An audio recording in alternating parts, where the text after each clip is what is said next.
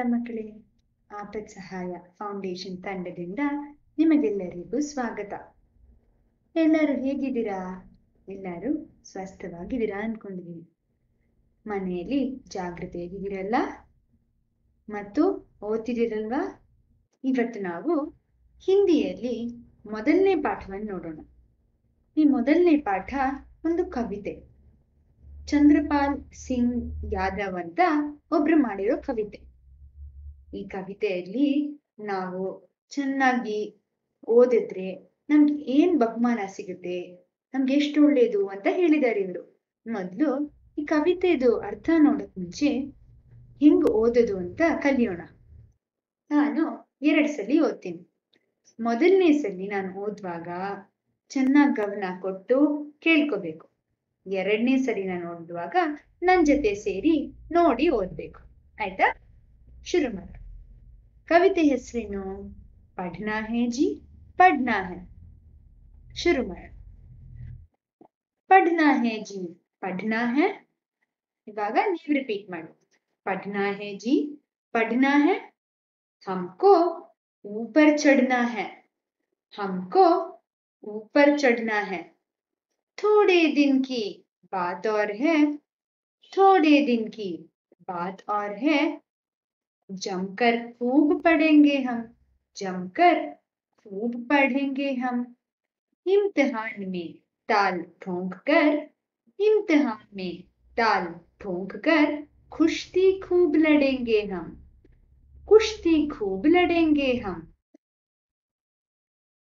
पास इम्तिहान करना है, पास इम्तिहान करना है, पढ़ना है जी पढ़ना है, पढ़ना है जी पढ़ना है. ಈಗ ಈ ಕವಿತೆಯಲ್ಲಿ 2ನೇ ಭಾಗಕ್ಕೆ ಹೋಗೋಣ. फिर गर्मी की छुट्टी होगी, फिर गर्मी की छुट्टी होगी, होंगे मौज मजे के दिन, होंगे मौज मजे के दिन. पिक्चर होगी पिकनिक होगी, पिक्चर होगी पिकनिक होगी, होंगे तब मस्ती के दिन, होंगे तब मस्ती के दिन. मेहनत से क्या डरना है, मेहनत से क्या डरना है, पढ़ना है जी पढ़ना है, पढ़ना है जी पढ़ना है. ಇವಾಗ ಕವಿತೆಯಲ್ಲಿ 3ನೇ ಭಾಗಕ್ಕೆ ಬರೋಣ. पापा मम्मी से लेने हैं, पापा मम्मी से लेने हैं, फिर तो हमको खूब इनाम, फिर तो हमको खूब इनाम. मेहनत करने वालों की तो, मेहनत करने वालों की तो सदा मदद करते भगवान, सदा मदद करते भगवान. जीवन पथ पर बढ़ना है, जीवन पथ पर बढ़ना है, पढ़ना है जी पढ़ना है, पढ़ना है जी पढ़ना है. ಇವಾಗ ಕವಿತೆಯನ್ನು ಮೊದಲಿಂದ ಶುರು ಮಾಡಿ ಒಂದ್ಸತಿ ಓದ್ಕೊಂಡು ಬರೋಣ. ಶುರು ಮಾಡೋಣ.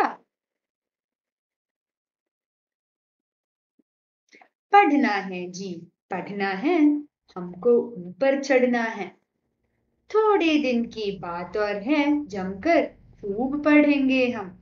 इम्तिहान में ताल ठोंक कर कुश्ती खूब लड़ेंगे हम. पास इम्तिहान करना है, पढ़ना है जी पढ़ना है. फिर गर्मी की छुट्टी होगी, होंगे मौज मजे के दिन, पिक्चर होगी पिकनिक होगी, होंगे तब मस्ती के दिन. मेहनत से क्या डरना है, पढ़ना है जी पढ़ना है, पापा मम्मी से लेने हैं, फिर तो हमको खूब इनाम. मेहनत करने वालों की तो सदा मदद करते भगवान. जीवन पथ पर बढ़ना है, पढ़ना है जी पढ़ना है.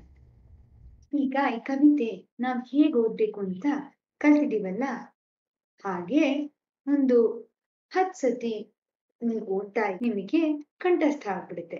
ಕಂಠಸ್ಥ ಆಗ್ಬಿಟ್ರೆ ಅರ್ಥ ಮಾಡ್ಕೊಳ್ಳೋದು ಸುಲಭ ಆಗುತ್ತೆ. ಮುಂದಿನ ಭಾಗದಲ್ಲಿ ಅರ್ಥ ನೋಡೋಕ್ ಮುಂಚೆ ಈ ಕವಿತೆಯನ್ನ ಕಂಠಸ್ಥ ಮಾಡ್ಬಿಡಿ. ಅಲ್ಲಿವರೆಗೆ ನಮಸ್ಕಾರ.